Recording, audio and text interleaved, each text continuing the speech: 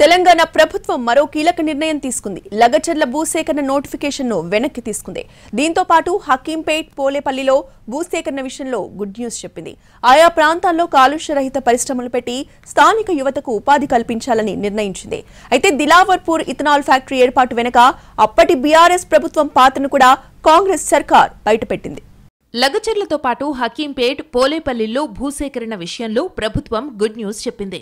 ఆయా ప్రాంతాలలో ఫార్మా విలేజ్ల కోసం ఇచ్చిన భూసేకరణ నోటిఫికేషన్ను ఉపసంహరిస్తూ ఉత్తర్వులు జారీ చేసింది.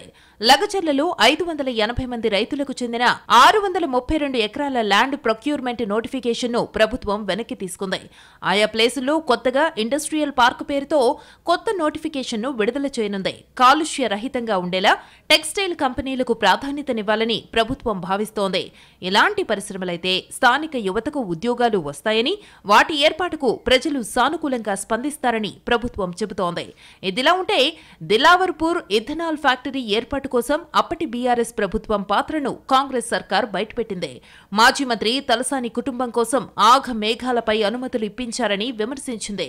కేంద్ర పర్యావరణ శాఖ అనుమతి లేకుండానే కేసీఆర్ కేబినెట్ ఆమోదం తెలిపిందని, ప్రజాభిప్రాయ సేకరణ లేకుండా చేయటంలో ఆంతర్యమేంటని ప్రశ్నించింది.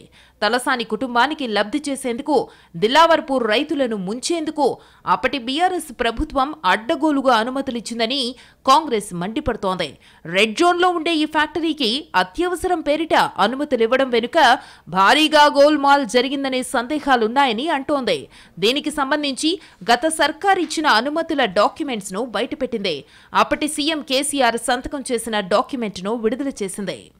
గత బీఆర్ఎస్ సర్కారు గుట్టుచప్పుడు కాకుండా చేసిందంతా చేసి సిగ్గు లేకుండా కాంగ్రెస్ సర్కారుపై నిందలేస్తున్నారని మంత్రులు మండిపడ్డారు. ఇప్పటికైనా కేటీఆర్ చిల్లర రాజకీయాలు ఆపాలని సీతక్క హితవు పలికారు. రైతుల కోసం మానవీయ కోణంలో సర్కారు నిర్ణయం తీసుకోవడంతో దిలావర్పూర్ రైతులు హర్షం వ్యక్తం చేస్తున్నారు.